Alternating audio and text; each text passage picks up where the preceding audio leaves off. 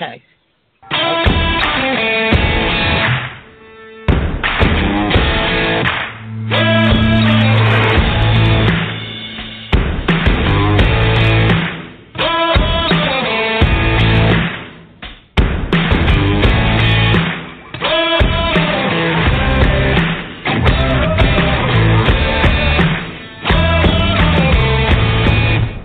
Night Callers Bigfoot Radio.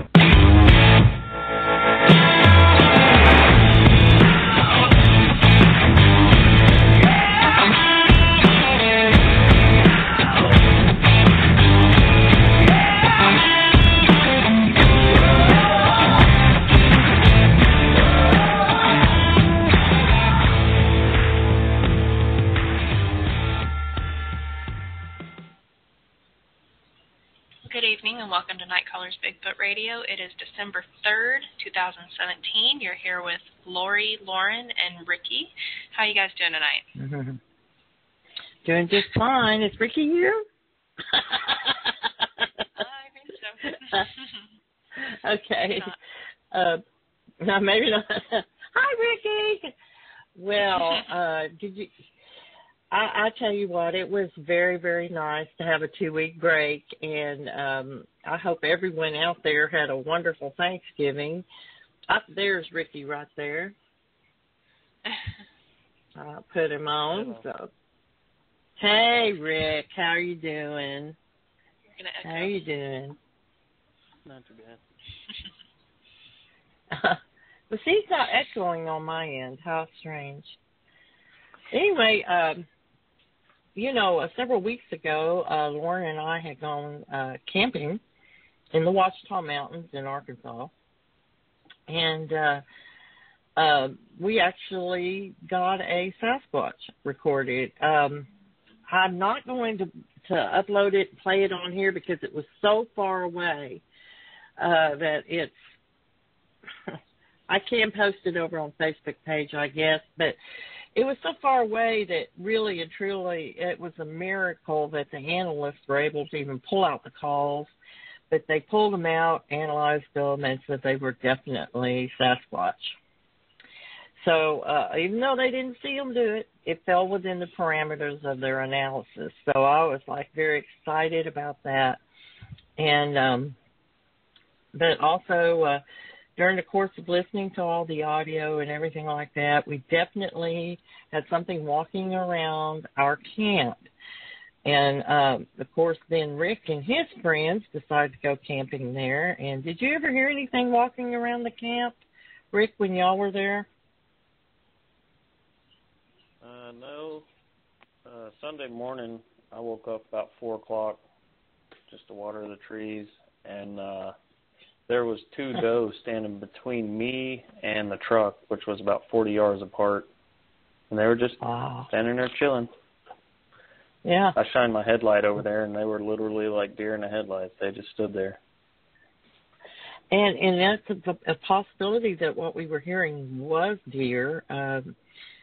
It, can certainly sound like bipedal footsteps, except it had to have been very close to the bionic ear. If they sounded very heavy. So, I don't know.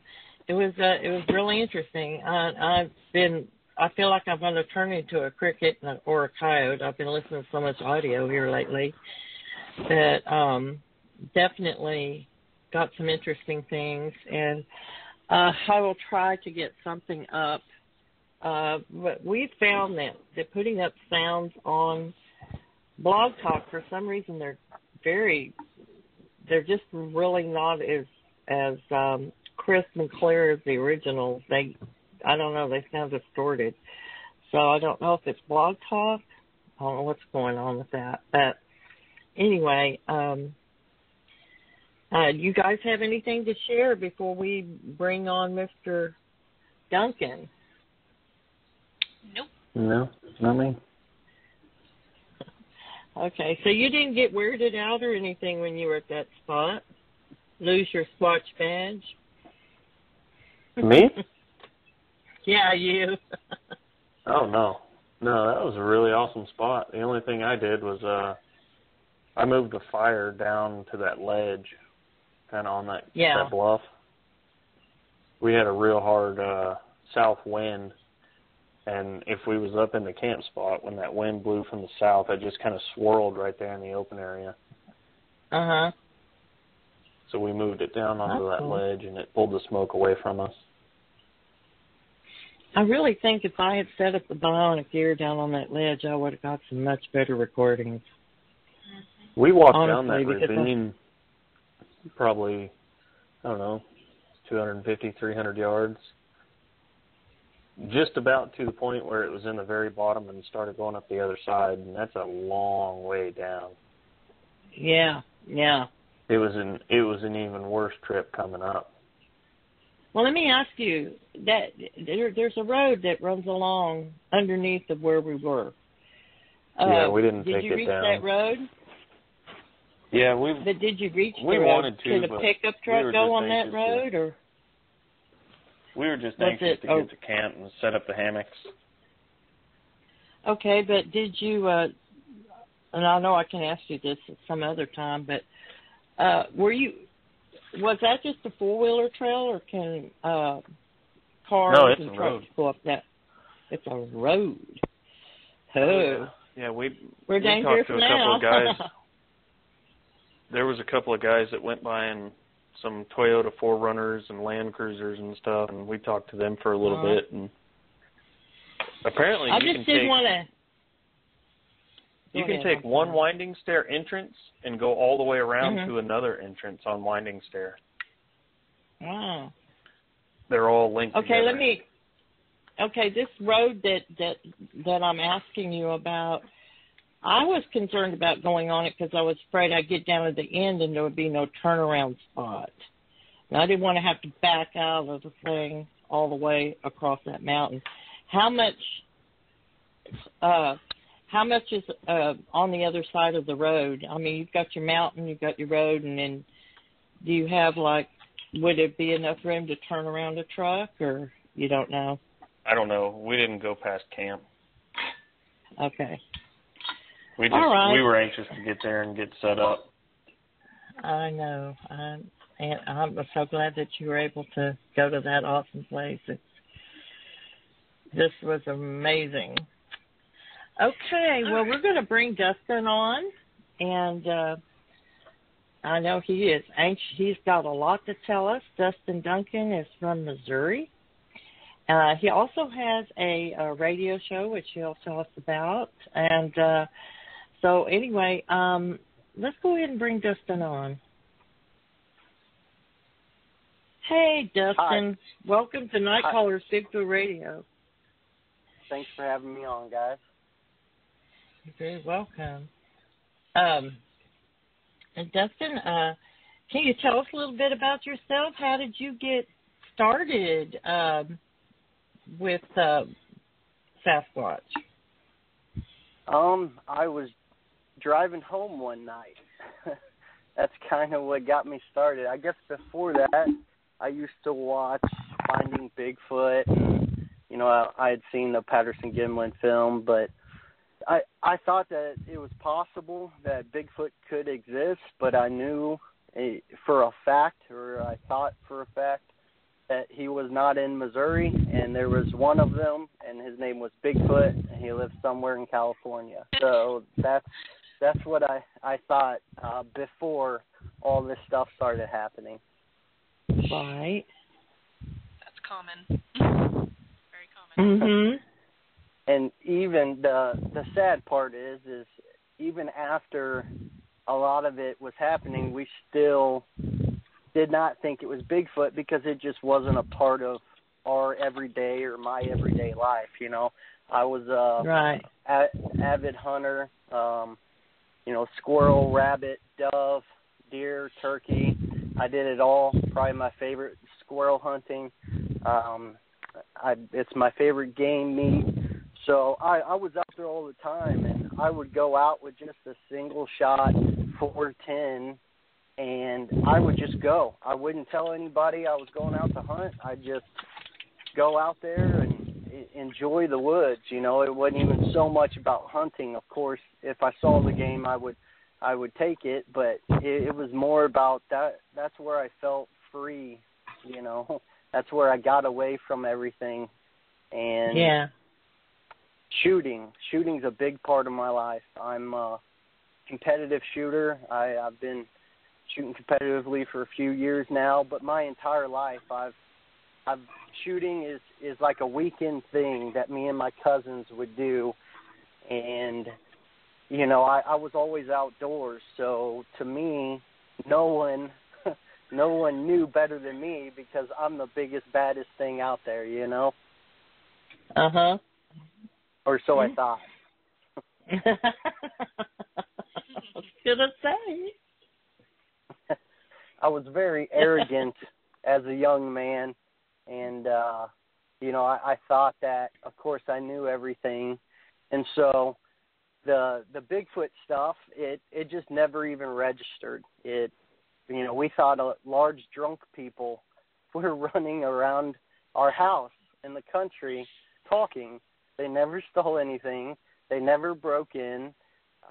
And we couldn't figure it out, you know, how these drunk people could get on and off our property before we could get out and get in our vehicles and go running around with flashlights and cars. It's amazing. Why would you say that? To rationalize that. Yeah. Would you say what made you think they were drunk? Because the voice, the first time that I heard the voice, it was directly on the other side of the wall from me, and it sounded like English, but I couldn't make out what he was saying, so I thought he was drunk. I thought he was slurring his words. Mhm. Okay. It was very clear that it was language, but I couldn't make out what he said. Wow. So, did they ever bang on your house? Yes. But it was always the garage.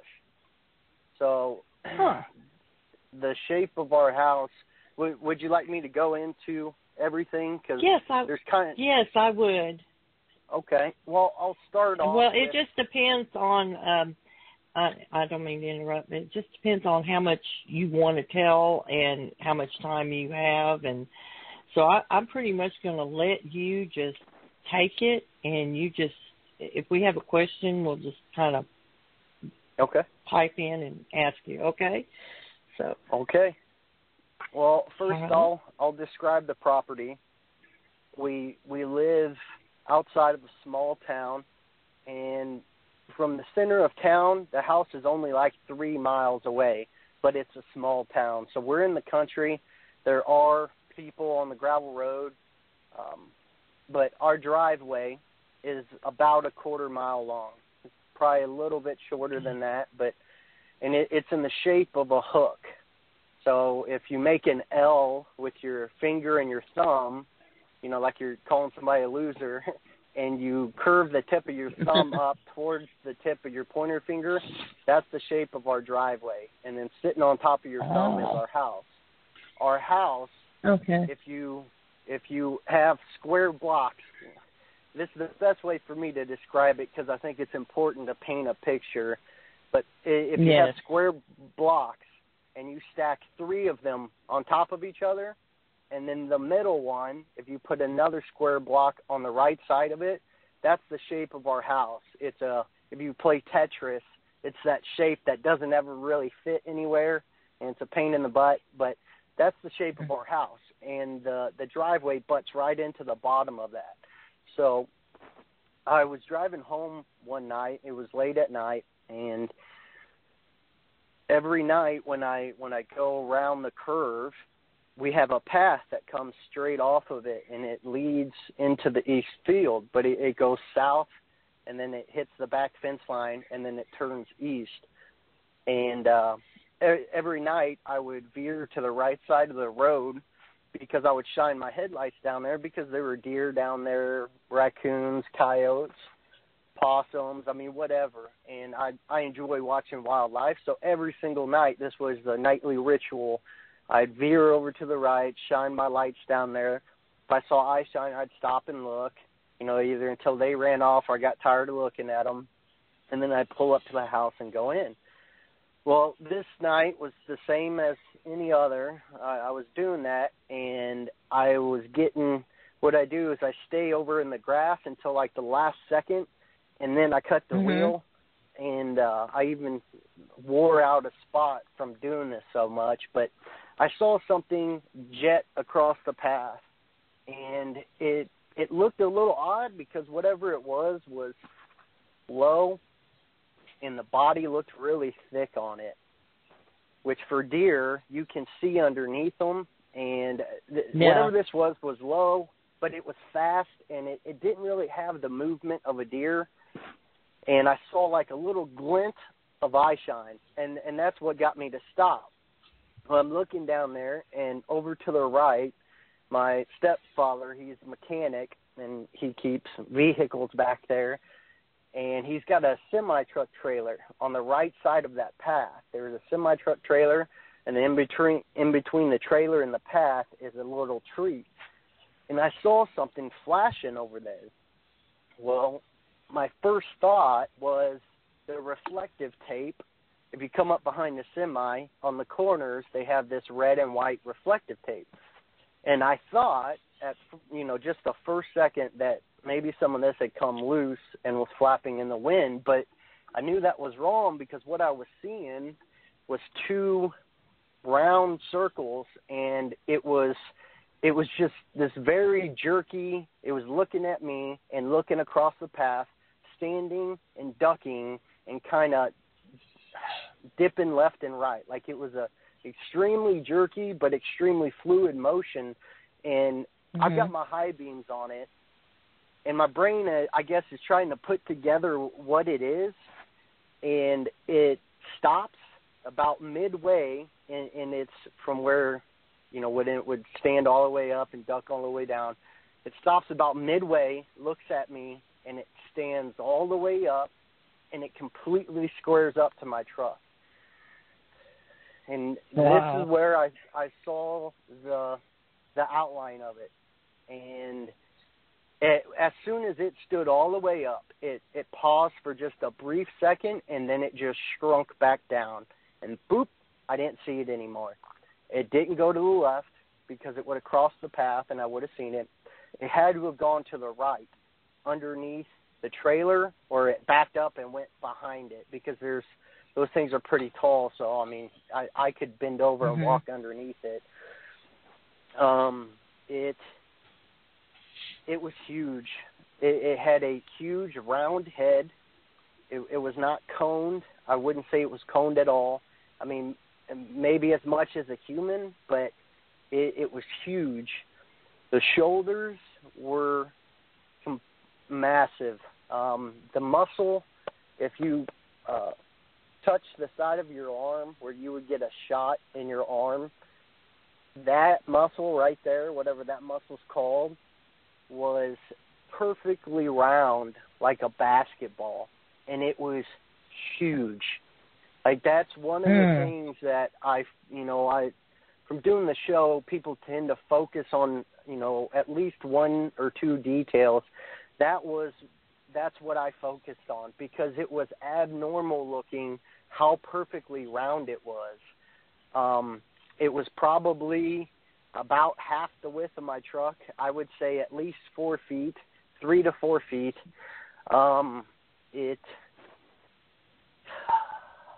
It looked like it could pick up my truck and throw it if it wanted to. I didn't know what it was. I thought it was a monster. The eyes were about 7 to 8 inches apart.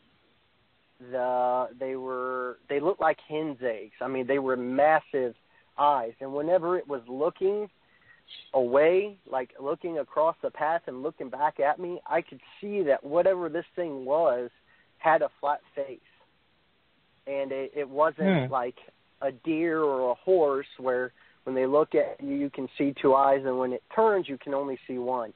This thing, you could see both eyes as it turned, and when one would disappear, both eyes disappeared. Because it was, I mean, you could tell whatever it was had a flat face. And that, that was my first sighting. However, I didn't talk about it. I didn't know what it was. I thought I saw a monster, and I did not tell anyone for at least a year.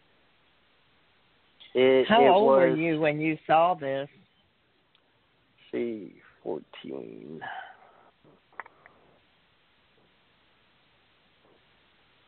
24, 23 or 24. Okay. Were you in shock? Did it terrify you? What'd you do next after this? That's I don't know. So I remember having to get out of the truck and being scared. I didn't want to get out of the truck. That's Once your I house, walked in the house, yeah, because it's just right there. I mean, it's right by where this happened. I don't know what I did when I went inside, and I didn't. The next day, I didn't think about it. I didn't think about any of this until later, much later. I had a gut pile stolen, and I don't know what that was. I used to think that someone saying that they mentally blocked something out was a load of crap. Now, I'm not saying that that's what I did, but I don't know. I don't know why I didn't think about it. I don't know what I did after I walked in the house. I don't know if I walked in and cried. I don't know if I just took a shower. I don't know if I sat there and shook. I don't know. The interesting thing, Dustin, is that I've interviewed probably 100, 150 people, and this is not unusual. They would remember it years later that they had a sighting. When I had my first sighting, I actually went into shock. I could not count for 3 or 4 hours after I had the sighting, which was right by my house. So I think you were in shock. And then I think a part of your mind just didn't want to deal with it. So you, yeah. Looking back on it, I would have to agree with you.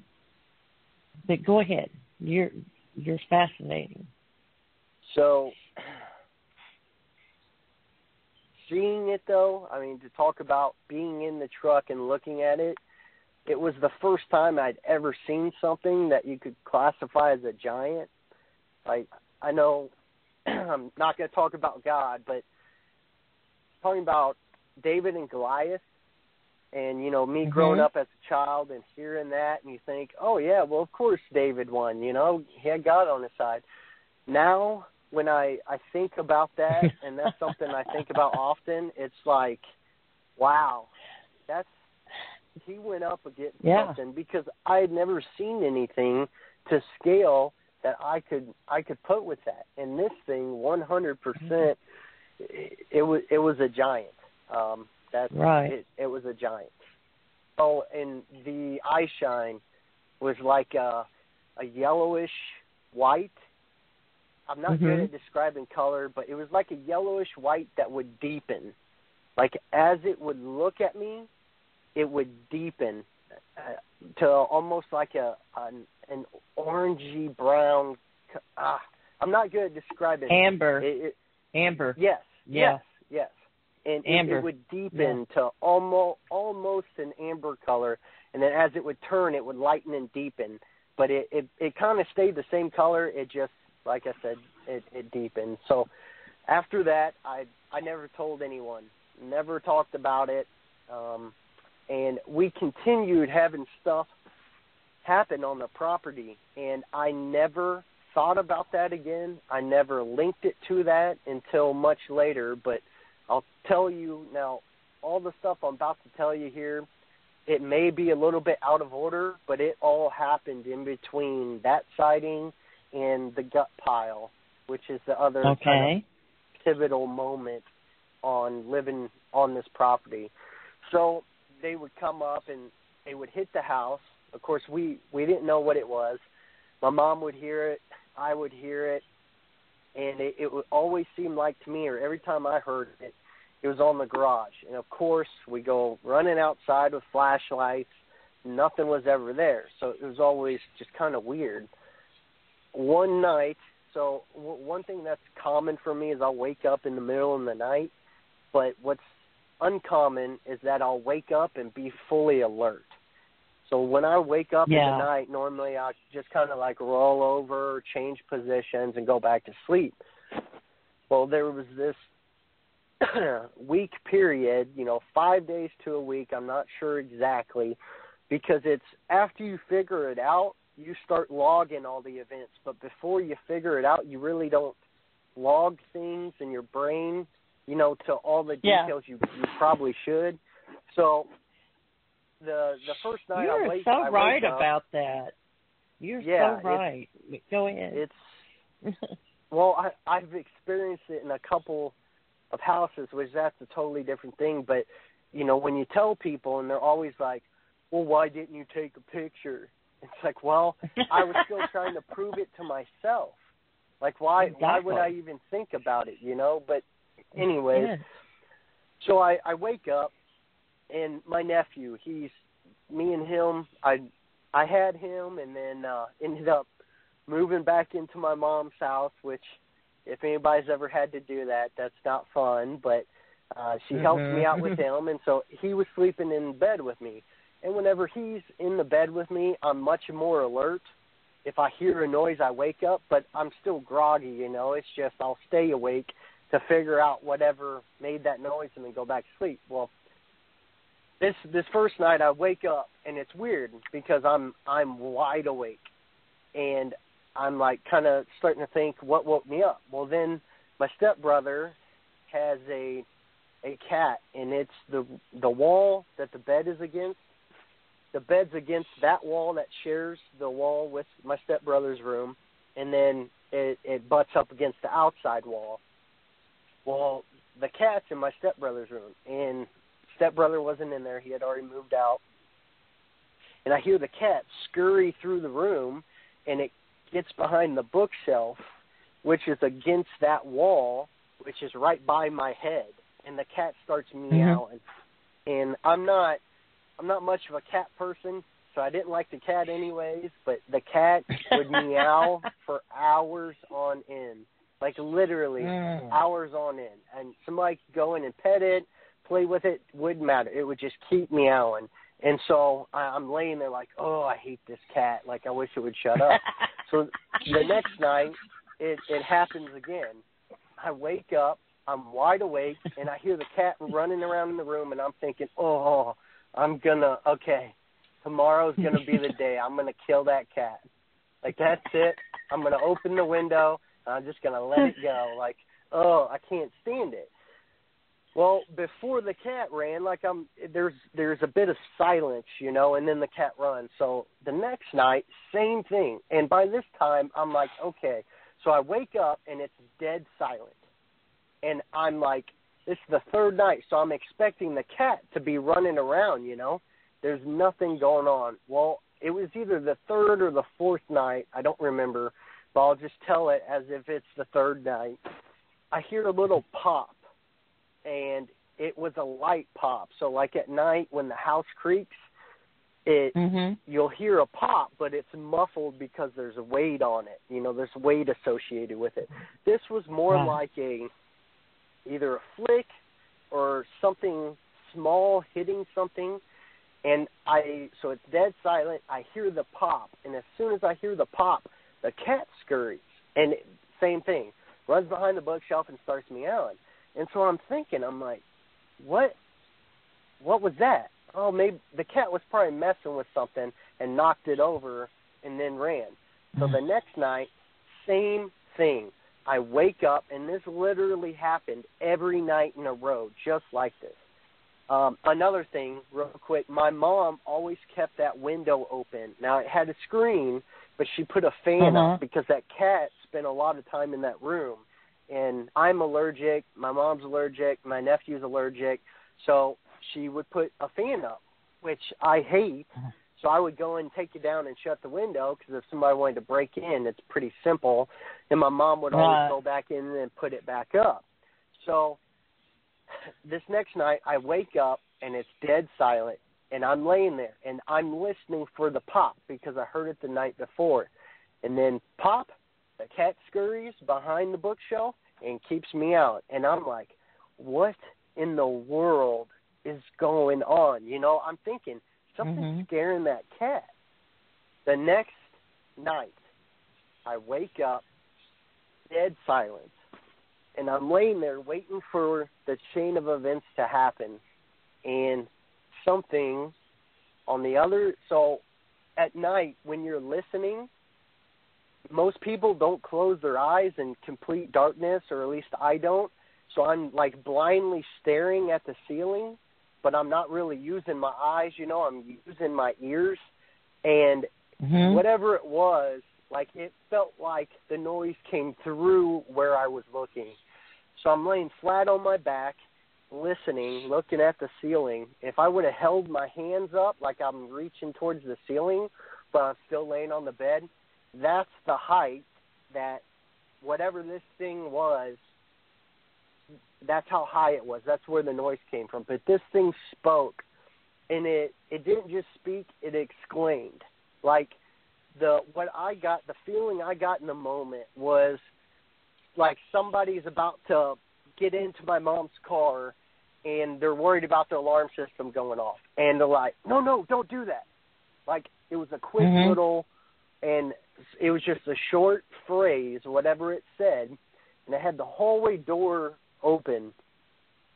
And this thing, we thought they were large, drunk people because the voice was so deep that it rattled off of the hallway wall. Like it shook. Wow. And in that moment, my fear was someone was in the house. But just like when I thought the reflective tape came off the semi-truck trailer, like I knew that was wrong. Right. But my number one threat to protect is someone being in the house. Once I know that's okay, then I'll go outside, because I'm not going to leave my nephew, you know, and go running outside when there's a possibility someone could be in the house. So I jump up, and the bed was really noisy. You know, it's like one of those beds that if you get up slow, it's louder than if you just jump up and make one quick loud noise. So I jump out of bed, grab my phone, and just like a big, strong, brave man, the first thing I did was I called my mommy. And I called my mom on my phone, and I'm like, great, she's not going to pick up. Well, it rings 3 times, and she grabs it, and she goes, well, what's wrong? Because she knows I don't call. You know, I know they're sleeping. I'm not going to call her. And I'm like, Mom, they're inside the house. Get my stepdad and tell him to get his gun. And she's like, who? I'm like, just tell him. She goes, okay. So I can hear her telling him, because in the house, it's silent. I can hear through the walls, telling him, blah, blah, blah, blah, blah. And then I hear his feet hit the floor, grabs his gun, and I'm like, tell him not to shoot me. I'm going to be standing in the doorway. So I hear him get to the door, and I say his name, and he's like, where are they? I said, I don't know. I think they're outside. So we go out into the kitchen, and he's in his whitey-tighties, and he's got a Glock in his hand. And I'm like, you want to at least get a flashlight, you know? So he goes back to get a flashlight, and I knew they weren't in the house. I turned the light on in the kitchen. I go hauling butt out the doors. We all ended up going outside. Absolutely nothing. And so our driveway, it comes in front of our house. So it's on gravel. So when you live at a place, you get attuned to the noises, and you can hear, like when a truck's coming down, even if the TV's on, I can hear the popping of the gravel, you know, and it swings in front of our house. Other than that, you would have to hike through the haulers or park your vehicle on the gravel road and then hike down through the field or the woods to get to our house. Like, if somebody's at our house at night, they're up to no good. It's either someone we know or they're up to no good. So I go running out. Stepdad comes out. He's like, did you see him? I'm like, no, nothing. He's like, okay. My mom goes and gets my nephew. We all get in the vehicle. We drive around the property after we ran around the house in the back of the shop to make sure nobody was back there.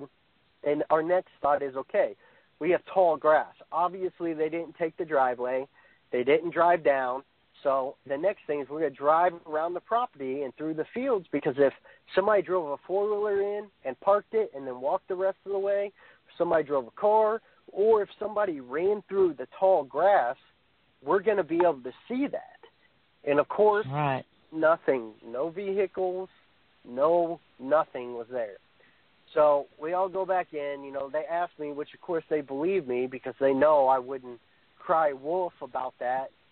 You know, I've never done that in my life. I've never had a house that's been broken into, thank goodness. But so we're all trying to figure out what's going on, so we all go to bed.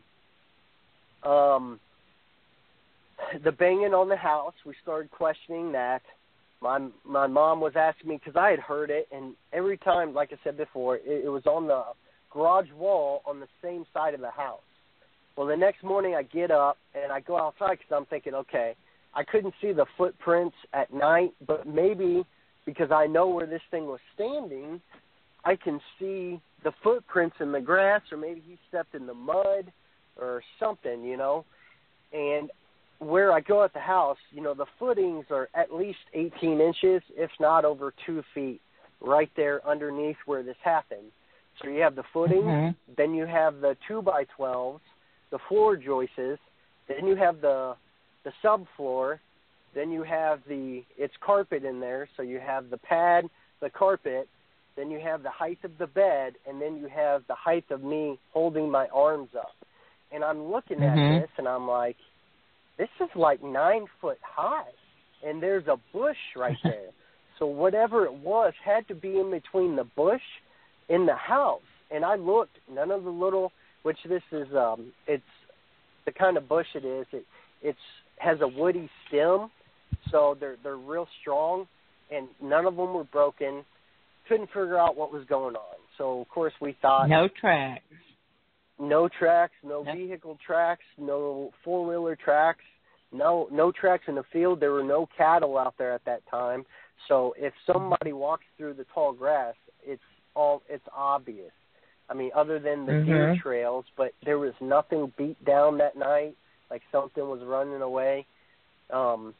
So we had stuff like that going on the property. Now, my stepdad had some batteries missing, or in the back he scraps, like the junk cars he uses for parts. He has an old 72 Chevelle. You know, he takes it to car shows. He's real big into that. So he's like a hoarder. But the crazy thing about him is if you're like, hey, I need a 6-inch wire, like he'll walk to a bunch of boxes, dig through them to grab one box. Like he knows where everything's at. And we had like some batteries moved around, and he asked me, Dustin, you know, did you take any of the batteries, or did you need a jump start? Or I'm like, no, why? He's like, come here, and he showed me, and you could see where they had been sitting in the grass for 6 months, and now that they're gone, the grass is yellow and dying, and there's a perfect imprint, and they were kind of moved around. So we thought, well, maybe somebody's come out here to steal that. So, like, that was the logic, the best logic we could come up with at the time. But it still didn't make sense, you know? Yeah. All these weird things kept happening until me and my cousin decided to go deer hunting. And it was late in the evening. My cousin, he's been hunting, but he's never really gone by himself. So he was wanting to tag along with me because he wanted to start being able to go on his own.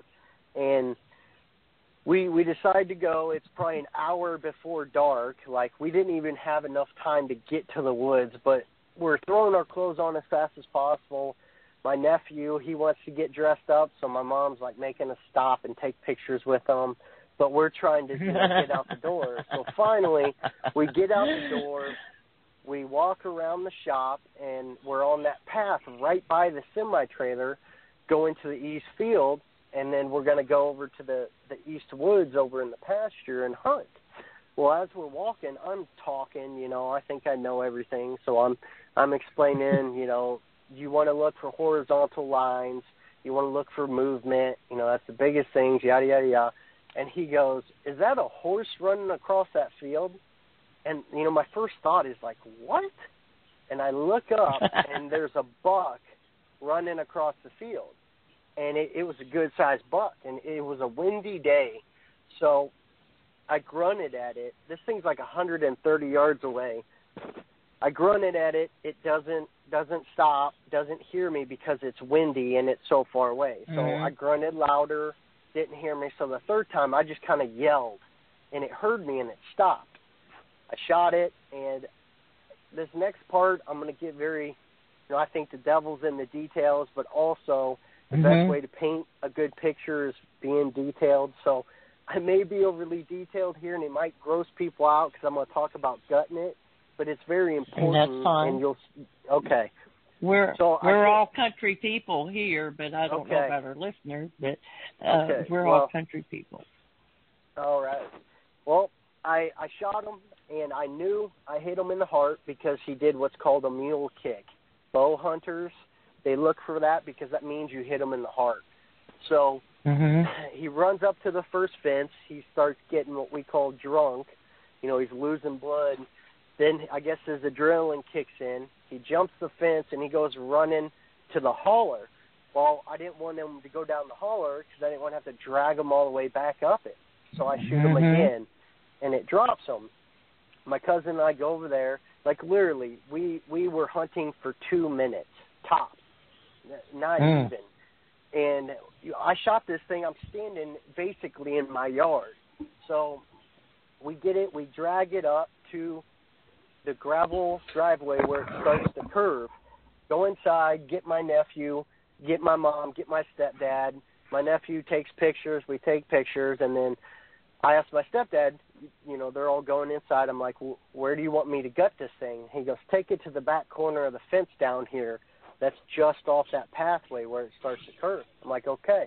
So me and my cousin, we drag it back to that corner, and we start to gut it. Well, it's getting dark already because it was already almost dark. I gut it, I pull the guts out, and, you know, the guts inside your body, Hollywood paints it as your guts are bloody. You know, they're not. They're actually clean. And so I pull out the guts, and then you have the diaphragm, which separates the heart, the lungs, and the esophagus from the rest of the guts. And I knew I hit him in the heart, so I knew that was going to be filled with blood.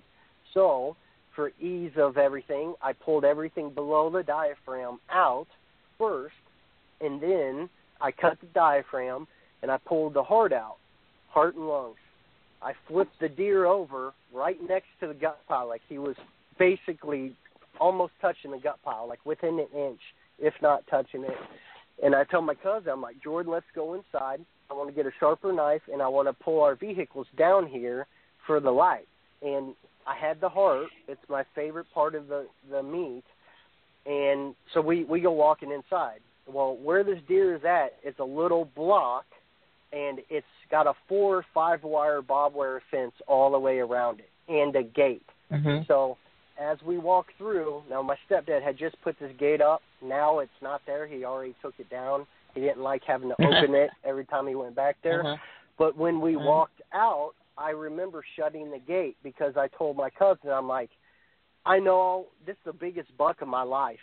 And I'm like, I know this is just being extra precautious, but I don't want anybody to steal my deer, so I'm shutting the gate. And he's like, no, I get it, which they would have to drive, like it would be impossible. But anyways, we walk in the house. I put the heart in a bowl of salt water. I get a sharper knife.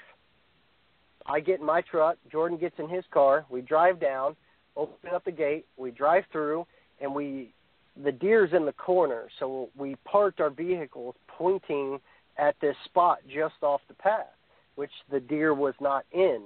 So we get out. First thing we do is we go up, grab them by the back legs or the horns, I don't remember, but we drag them over to where our headlights can hit the deer so I can see what I'm doing. So I cut a part off the deer. I hand it to my cousin. I'm like, go throw that in the gut pile. and I'm trying to split there's a bone in the lower pelvis. Anyways, I'm trying to split the pelvis, and the deer was starting, rigor mortis. They're starting to get stiff, and the leg kept flopping over. So I'm like standing on one leg, holding the other leg, and I'm trying to. So I'm needing his help, and I'm like, I look up, and he's just standing there, and I made a comment to him like, hey, you want to take that home? Like, what are you doing? Just throw it down and come here. And he's like, Dustin, it was the male part of the deer, so that's why I was making the joke. But I'm like, dude, what are you doing? Like, come over here. And he's like, Dustin, still holding it, because his mind is blown, but I think I don't know. He's like, Dustin, the gut pile's gone. And I'm like, what? He's like, the first thing he said, I believe, was, Dustin, where's the gut pile? And I'm like, in my head, I'm thinking, you idiot. Like, there's a huge pile of guts over there. Like, Jordan, it's the only massive pile of guts right in front of you, So I'm like, what are you talking about, dude? It's right there. He's like, Dustin, it's gone. And I'm like, what? And, like, I'm aggravated because I'm coming over to point out the obvious. So I storm over there. I'm like, dude, it's right. And I look. And so this whole area is dead yellow grass. So in the winter, tall yellow grass kind of falls over on itself, and it's yellow. It's like, almost looks like the ocean with waves. There's these little humps all over the place. Well, this is where the gut pile was. And you could see the gut pile was gone, and you could see where the blood that I drained out of the chest cavity of the deer had run up to the edges of the gut pile and was in a crescent moon shape because the gut pile was now gone and the blood puddle was circling around it. You know how a normal puddle will make the shape of a circle? Well, this was running around, and it was now filling in because the gut pile was gone. And he's like, Dustin, what could do that? And I'm like, and I believe the whole time, because, like, our minds are blown. He's like, what can do that? I'm like, it's nothing. And he's like, Dustin, what did that? And I'm like, it was coyotes. Come on, help me load this thing up and let's go. Like, I didn't want to be scared because I knew if I started showing fear, like, he would be freaking out. But I knew, first of all, we loaded up the deer, and he asked me, like, several times, Dustin, what could do that? What could do that? And I just kept shutting him down. I'm like, it was coyotes, or it was something. And then I was just silent. We took the deer to my uncle's, hung it up. He went home. I went back. I got a mag light. I went to the gut pile because the whole time I was thinking, okay, dead yellow grass and blood is like, it's like throwing black paint on a white wall. Like, you can't miss it.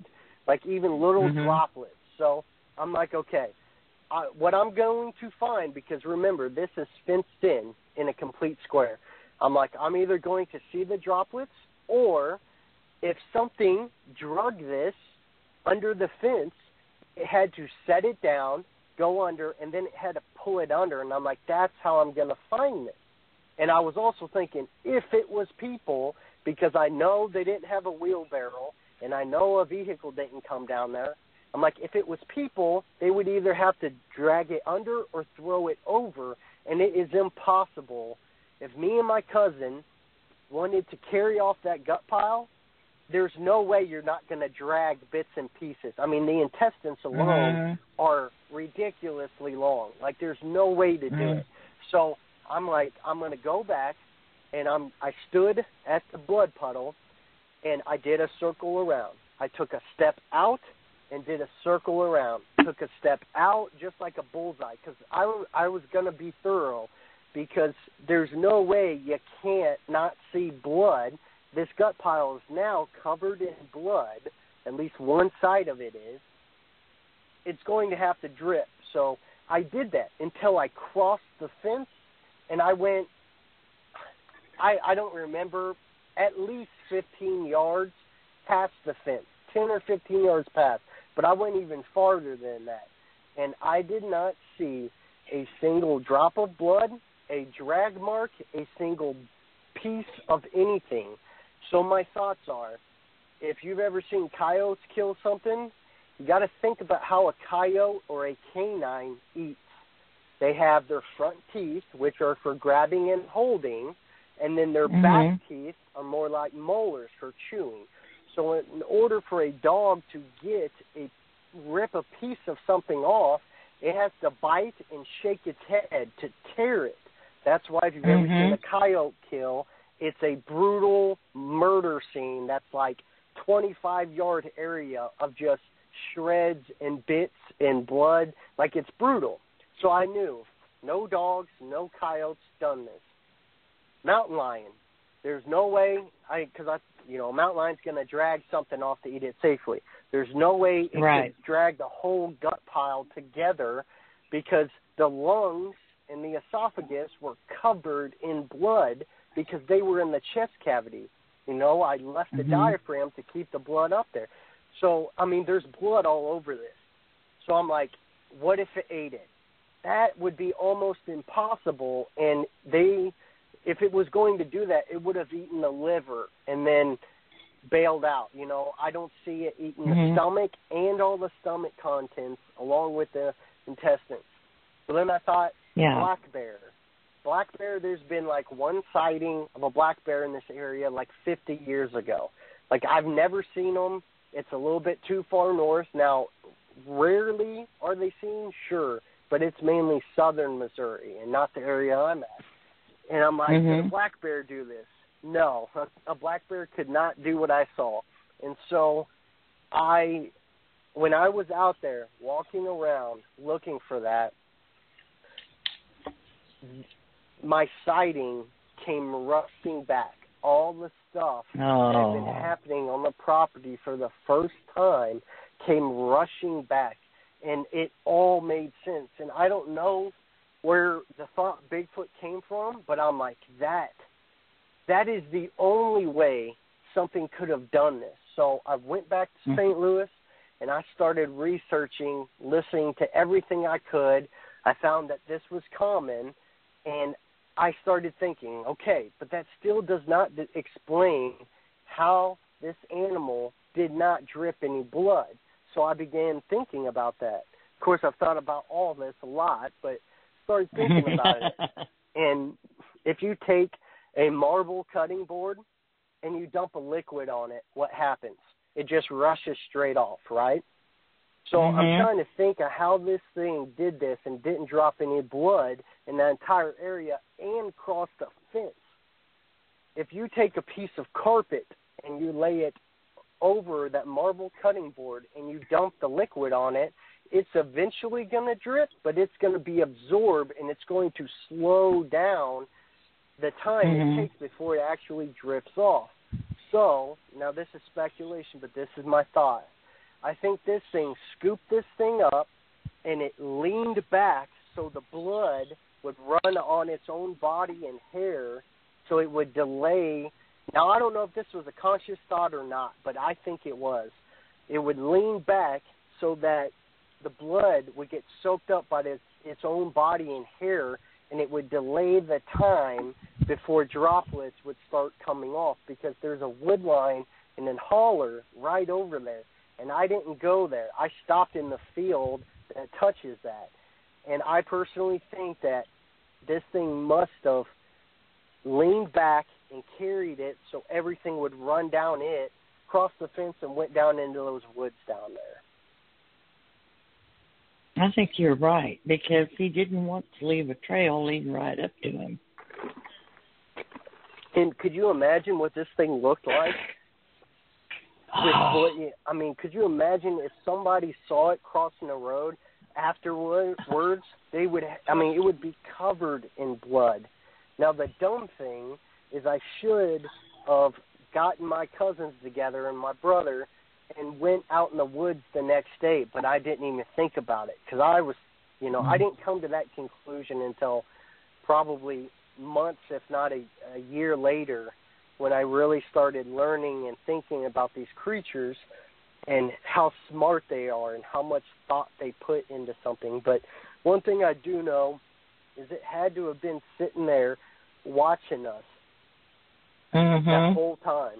And because from where we gutted the deer to my door, maybe 70 yards, maybe, but that's on the high side. And if you think about that, if you walk at a normal pace, you can cover that in a matter of seconds.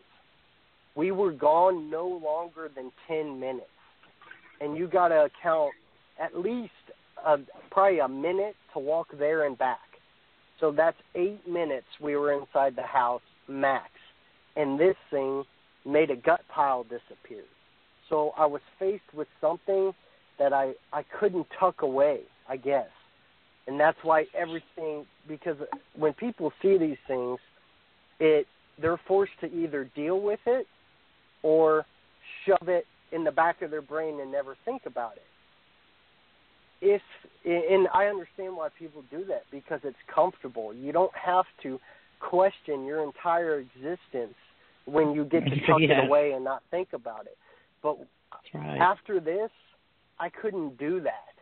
And so that is what got me into everything, because I couldn't stop listening to other people, because it made you feel like you're not crazy and you're not alone, you know. And that was a big part of me starting my show and calling it Crypto PTSD, because people that see these things, I won't go into it, but after I decided to, after that night, really,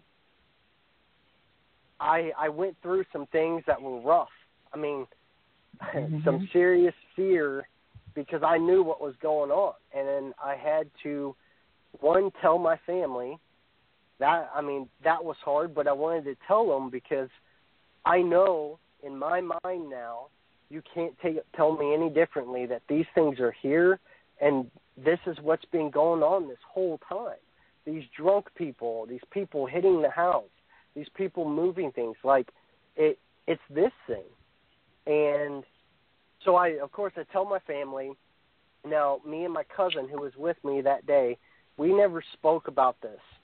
The first people I told was my aunt and him, and I think I did it subconsciously to kind of to test the waters and see how they were, they were going to react. So I'm talking to him and my aunt, and of course they're both like, especially him, he's like, Dustin, no.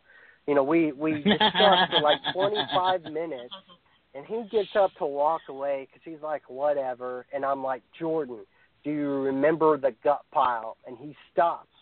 He turns around, he goes, holy crap, you're right. And that's the first time he had thought about it since that night. And, that's something that I try to talk about on my show, is I think more people deal with Sasquatch than we could even imagine, but it's always chalked up to that was odd, and then they never think about it again. But, of course, telling my family, exactly.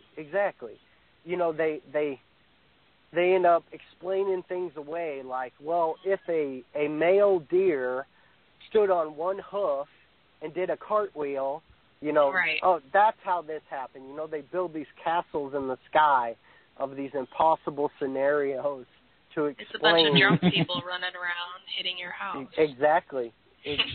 And that's how ignorant we were to the subject. And that's how ignorant I think most people, because the biggest two lies in this community is that there's not very many Bigfoot and that they're hard to find. Yeah. Those are the two biggest lies, thanks to finding Bigfoot, because they go to a state, and when they say, oh, it's not here, you automatically think, oh, well, it's not anywhere in that state. And then they never find it, so you're like, oh, these things are so hard to find. And that is not what I've found. But anyway, so I tell my family, and of course my mom, she's asking all sorts of questions, and my mom, I think, tries to keep this blissful ignorance because she has to live out there. And so one time I came back, and I was talking to my mom about it, and, of course, we're discussing it. I'm like, Mom, do you remember this? Do you remember this? Do you remember? And she's like, yes, but still, the thing is my stepdad, he grew up on this property. His parents grew up on this property. Like, it's been in his family for a long time. So, of course, he's like, it's not here, which I personally believe. It's you can't see what you're not looking for, just like motorcycles getting hit on the highway by cars, not motorcycles wrecking themselves, getting hit by cars. People are looking for other cars. They're not looking for other motorcycles. And it's the same kind of thing. Perfect analogy. They hide in plain sight, and that's how they get away with everything. I wish they would do a statistic on cars and motorcycles being in accidents where it's the car's fault, on how many of the people driving the cars own motorcycles. Because I would almost venture to say it would be less than 5%. Because when you buy a motorcycle, you're looking for them. And it's the same thing with Bigfoot. And people just don't understand that. And I get it. But so that's my story. I'm telling my mom, and finally she goes, well, Dustin, if you think they're here, then take me outside and show me one. And I'm like, Mom, it doesn't work that way. She goes, well, if you're saying you think they're here all the time, then why wouldn't it? So I'm like, you know what? Fine. So we go outside. I have a flashlight on my pistol. I am 100% knowing that I'm not going to see anything, but I'm tired of arguing with her. We walk outside. I click on my flashlight. I start at the shop. I start scanning to the right, and then bam, something has two big eyes that are about 7 or 8 inches apart. The weird thing is so what we're looking at is across my yard, the driveway, a little field, and it goes down into a steep holler, and the grass is about 3 foot tall. The eyes were just above the top of the grass, within 3 inches. Oh, I have seen that. But yes, they looked far away, and I was like trying to figure out in my head, wait, it looks like it's in the grass, but the eyes look farther away. Which later I learned it was standing down the holler with just its head sticking up above the top of the grass. So we're staring at this thing. I'm like, Mom, do you see that? She's like, yeah. I'm like, do you see those blue eyes? And she's like, well, they're green, but yeah. I'm like, well, no, they're blue, but yes. Do you see those? She goes, yes, but Dustin, they're green. And I'm like, are you looking at what I'm looking at, Mom? And she's like, yes, but they're green. So I keep my hand still, but I lean over, and the eyes were green. But when I leaned back, the eyes were blue. And I think it was, light is, when it gets reflected, it's like a wave. And so you have like red, which is the thickest wavelength that I think it's like 650 microns, just over half of a human hair. And so when it bends, because of how thick it is, they bend differently. Anyways, I think it's the angle you're looking at it and the angle of the light that's shining on it. But it was that color when I leaned over to my mom. I can't remember if I said blue or green, but it was blue and green. And so I'm like, oh, Mom, here, lean over, look. And she's like, oh, you're right. So we're looking at this thing, and it's not moving, like, at all. And my mom goes, whoop. And I'm like, Mom, you don't do that. You don't move at these things. And she's like, well, I'm just trying to get it to move. And I knew she was. She just made a noise to try to get to do something. Because we've been staring at it for like 30, 45 seconds, maybe even a minute, and it hadn't moved at all. So then, for the first time, it moves. And it looks over to its right, and it looks back. And when it does that, 2 important details. One, just like the first one, you could tell it had a flat face. When it turned its head, you could see both eyes and then no eyes. And then both eyes. If it was a horse, and my mom even said, is there a horse over there? Because of how far apart they were. I mean, that's her giving a distance detail, but she's trying to put it with some other animal. And, of course, there was no cattle or horses over there. I'm like, no, Mom, that's not a horse. And look, when it turns its head, you can't see its eyes. With a horse, obviously, when it turns, you can see one eye. So this thing starts looking at us and looking to the right, looking at us, looking to the right, and it starts getting frantic where it's doing it very quickly. Now, it never ducks or stands up tall or anything, but it starts looking very frantically back over towards the semi-trailer in the woods over there where I shot the deer, where most of the activity has happened. So it starts frantically looking, and I don't remember if it was me or my mom, but we're like, you want to go inside? It was like, yeah, let's go. Because it was getting frantic, you could tell. So we go inside, and of course, she's trying to figure out what it is, but, you know, I'm looking up, and she's like, well, maybe it was an owl. I'm like, well, there's not a tree right there, but look. And so I pull up on Google, you know, owls, and yada, yada, yada. So another thing that happened, I can see we're getting close to the time here, but you still have 24 minutes.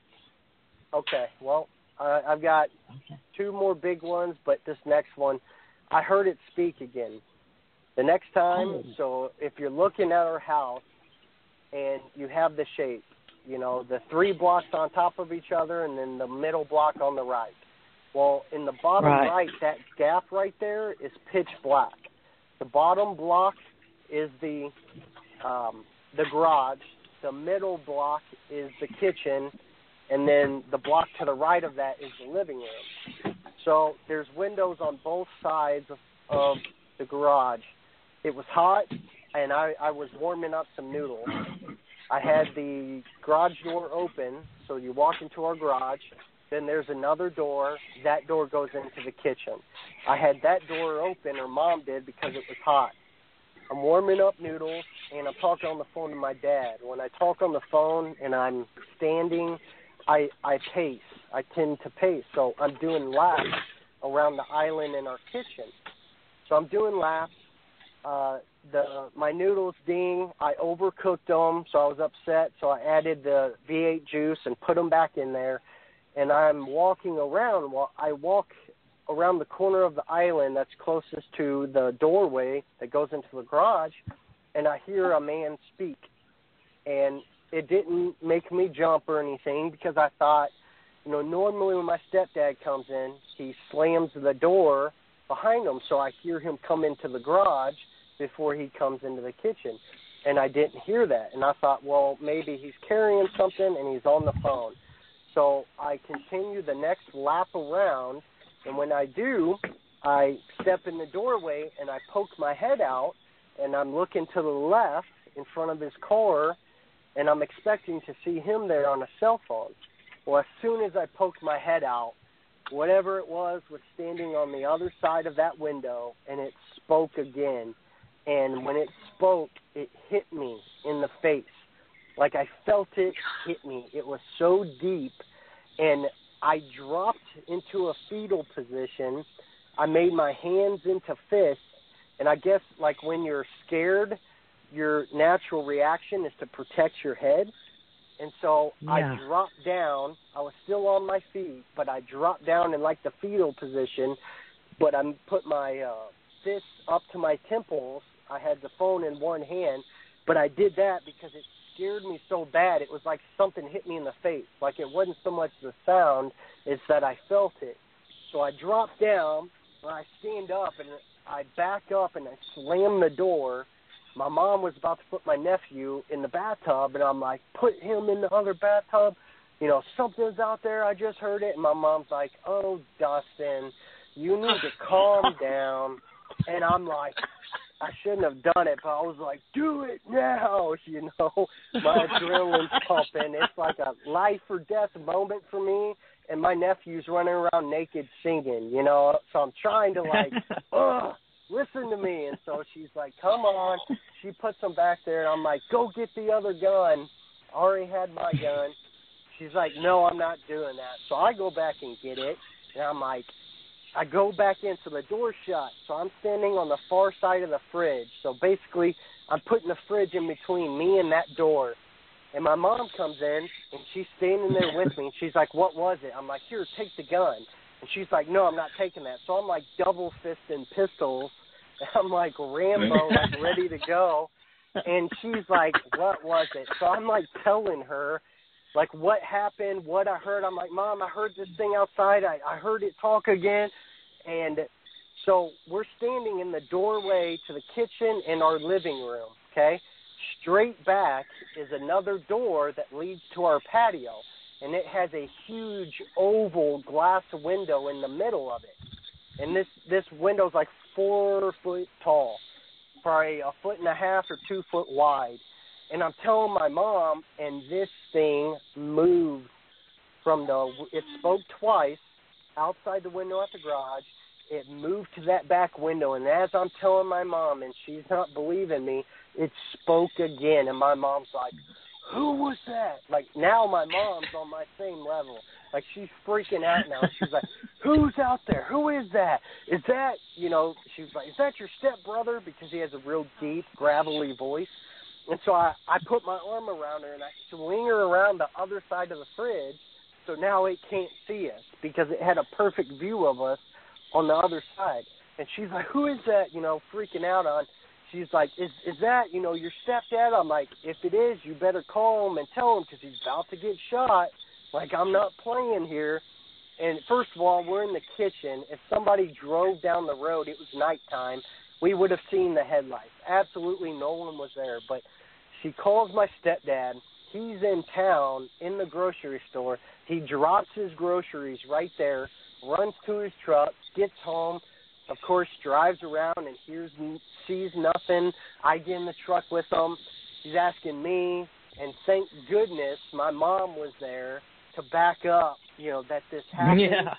And, for him, because he's thinking, I've got a crazy stepson. My stepson has mental problems because he grew up on this property. So this thing said the same thing. So unlike the first time, I will never forget what it said to me. It said the same thing. So my sighting I think about a lot, but this I think about more than any of the others. It said the same thing all 3 times. So after it spoke at the back door, and I pulled my mom around the other side of the fridge, I'm like, Mom, what did you hear? Because I'm trying to think logically, even though my adrenaline's pumping, And she's like, I heard a man talking. I'm like, no, what did you hear? What did it say? And she's like, well, I don't know. I'm like, Mom, how many syllables were there? Because I already knew in my head, but I hadn't yet told her what I heard it say, because the first 2 times it said the same thing, but this 3rd time made it very clear. And she's like, well, there were 2 syllables. I'm like, yes. What did they start with? And she's like, what do you mean? I'm like, what was the letter of each syllable? And she said, D. And I'm like, yes, that is exactly what it said every time. That's exactly what I heard. And it said either drob, drew, or drob, droop. I'm not sure. But it said the same thing the first time when I was walking around. And I think personally, I was walking around the corner and I was swinging wide.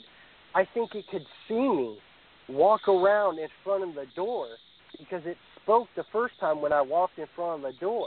But it wasn't odd enough for me to stop. So I went around, and when I stuck my head through, it immediately spoke again, and that's when I felt it hit me. And then the 3rd time, I shut the door, and we moved to the side of the fridge, and it moved to where it could see us again. And it said the same thing. Now, another interesting thing, it's like it slowed down. The first time was the shortest, and the last time was the longest. I find it interesting. And what that do you think stuck it around means? After it saw you with weapons. So that time it didn't, because I had my cell phone in my hand. Oh, it did. Yes, it did. Yeah, when we were standing on that mom. side of the fridge. Yeah, and here's what gets me.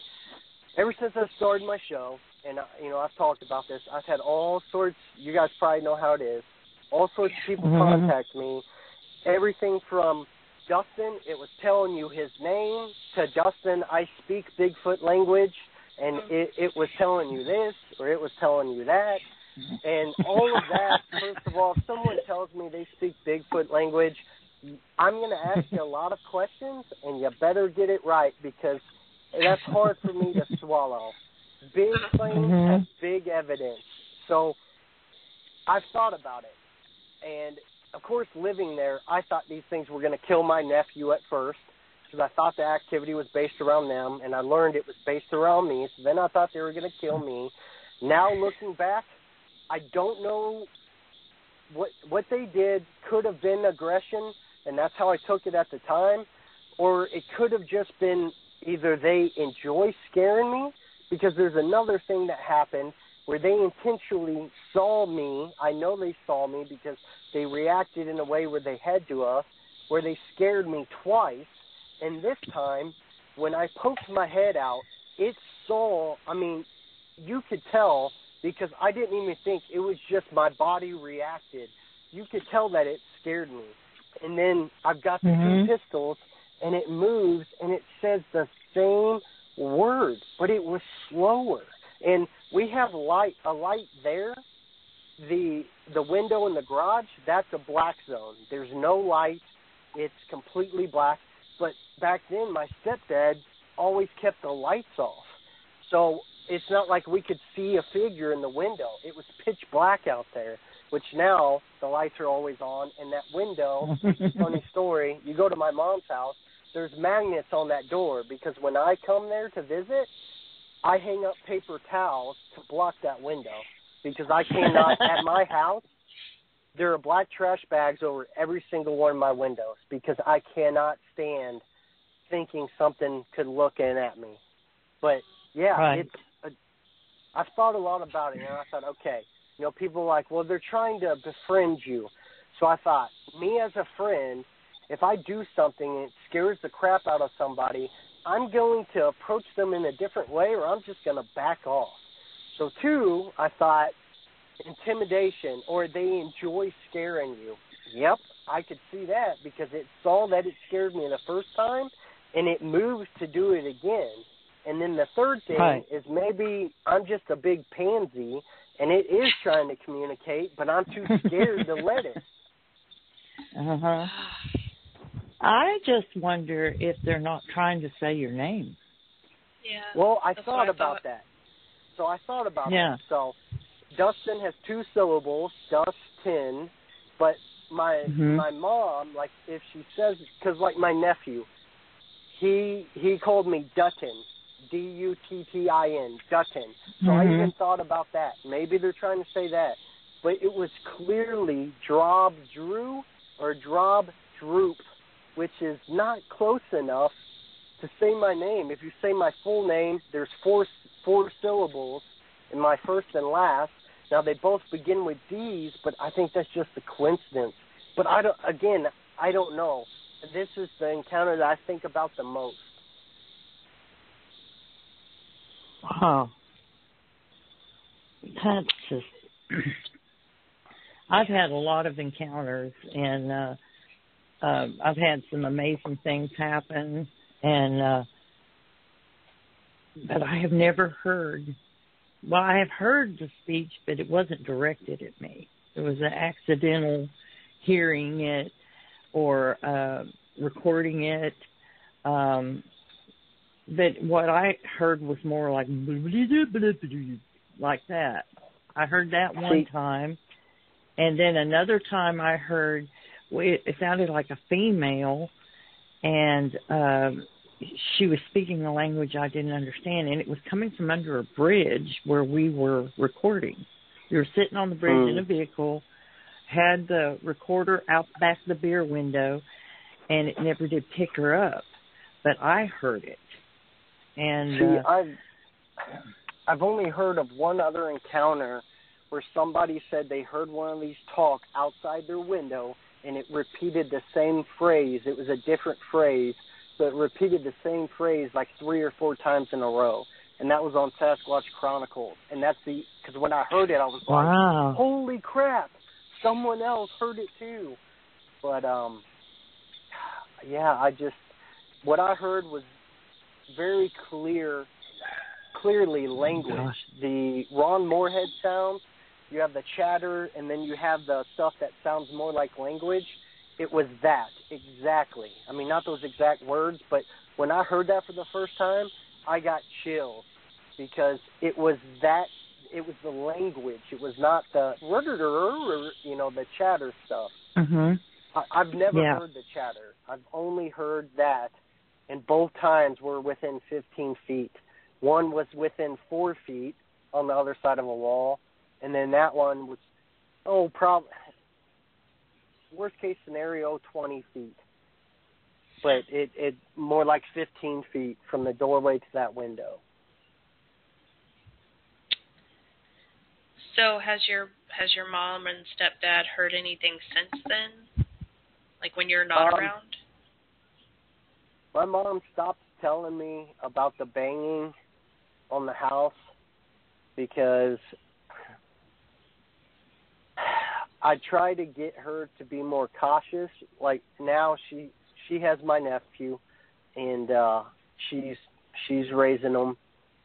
And I try to get her to be more, like, for instance, whenever they get home, if he forgets his backpack in the car, he'll just turn around and go out and get it, which I get. That's being a little bit overly paranoid, but when you've seen one and you know there's no longer any question that they're real and they're there, to me, so I don't know. She was telling me, for a long time, every time something happened, but I guess she didn't want me to stress about it. So now every time her blank answer is just, nope, nothing's going on.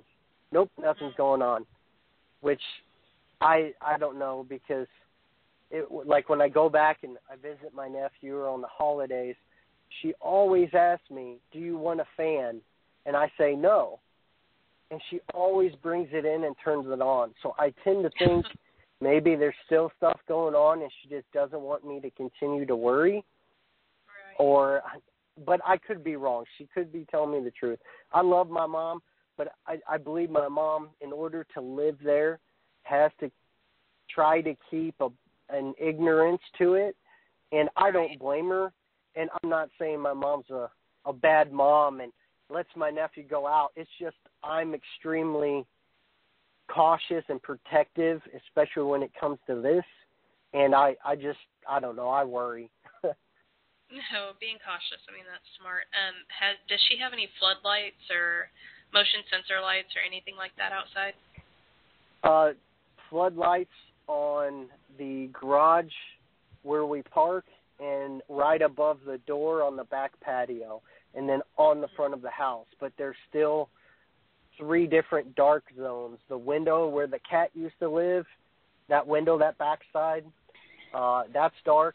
And then outside her bedroom and the back of the living room's dark. And then where the one spoke outside the garage window, that's dark. Wow. Gosh, this is such good stuff. I mean, you get one of them walked up on me, my stepbrother, my stepdad, my best friend, while we were putting up a deer stand at night, which I won't have time to tell it now, but if anyone listens to my show, you can hear it there, or maybe if you guys want to do another one someday, I'd love to tell you about the rest of them. Definitely. Yes. Well, how long has your show been going on? And how can people find it? So I'm on YouTube or iTunes, and apparently when you put your show on iTunes, it goes to a bunch of other podcatchers, different websites. So the best place is YouTube or iTunes, but you can check it to no matter what you listen to. It's called Crypto PTSD, CRYPTO, and then space, and then PTSD as in post-traumatic stress disorder. and I started at the end of January, so it's almost a year old. It's, what is that, 10 months, something like that, 9-10 months.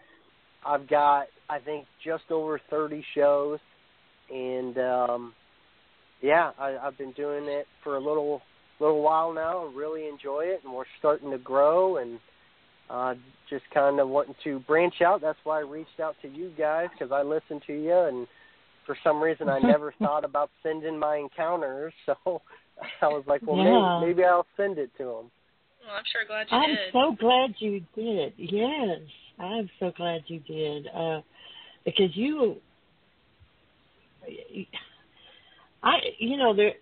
every once in a while we'll have a guest on here that I totally relate to. They describe things the way I would describe them. They experience things the way I experienced them, because when I first started, it was happening where I lived. And I don't know how long it had been going on. I was hearing wood knocks. I just thought it was, you explain stuff away. Something walking around outside your window, in the pitch dark, not falling over anything. Of course, I guess it could have been a deer, but it was just so many things, very unexplainable vocals that didn't sound like anything that I'd ever heard, just all kinds of things, and then when you just start putting it all together, and you really have a wonderful way of telling a story. Very much wonderful way. I'm sure if any of my ex-girlfriends were talking to you, they'd say it's because I'm a simple man, but I have to paint a picture in my head.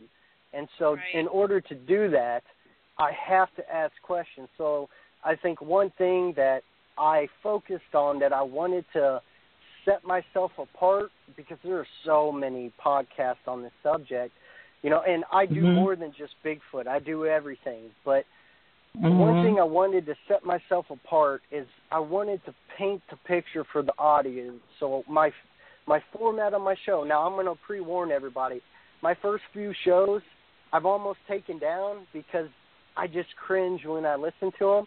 I promise if you continue listening, it gets much better, But my format is I have, a quick back and forth with the guest, then I just hand it off to them. If they've only had one encounter, I let them go all the way to the end. If they've had more than one, then I stop them after each one, and I ask them questions.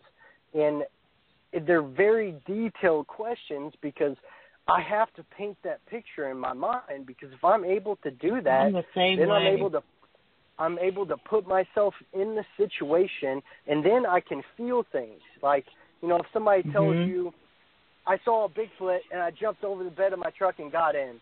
Well, that sounds right, but when you start asking what kind of truck it was and all these other things, you start to see that would be very difficult.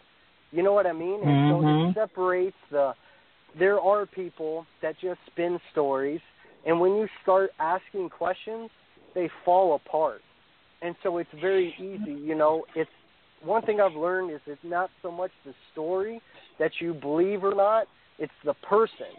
So someone could tell you they saw a road crossing, and you start asking questions, and they just fall apart, and you won't believe it. However, if someone tells me a Bigfoot was riding a unicorn, if I apply pressure and I ask details, I'm not saying that. I'm just trying to say it's not so much I have crazy stories on my podcast, but I believe the people. And when you ask those details, it separates the bull crap from the truth. And when you get to the truth and you ask small details in the guest's mind, they're able to bring up more details that they never thought about before.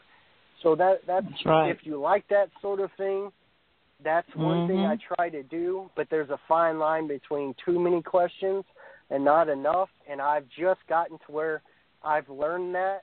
So, some of my episodes I do ask a lot, but if anyone's on my show, it means I believe them. I think they had a true encounter, because people suffer from this. Yeah. I was going to say real quick, when they kept saying these two words. I go, oh no, have we been had? I started to get concerned that you were going to say something really like vote Trump or something like that. You know, I didn't know, and I thought, oh my God, he is going to say something out of this world. It said two words to me, or a few words to me. Subscribe to Crypto PTSD. That's exactly what it is. There you go. There you go.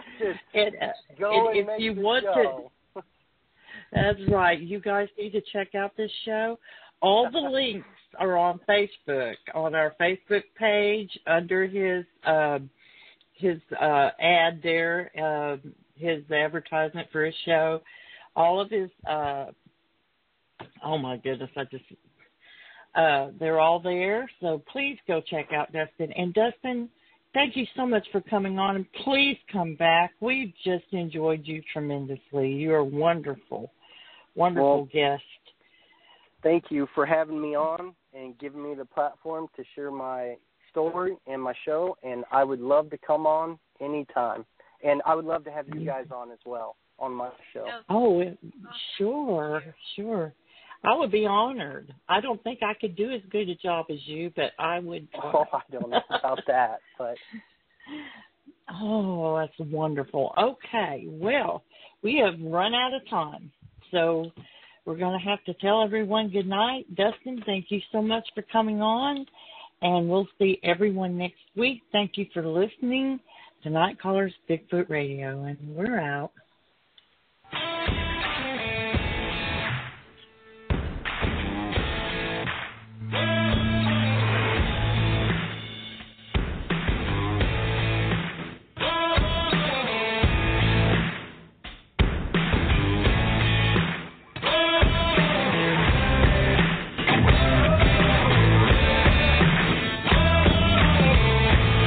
Thank you for listening to Night Callers Bigfoot Radio.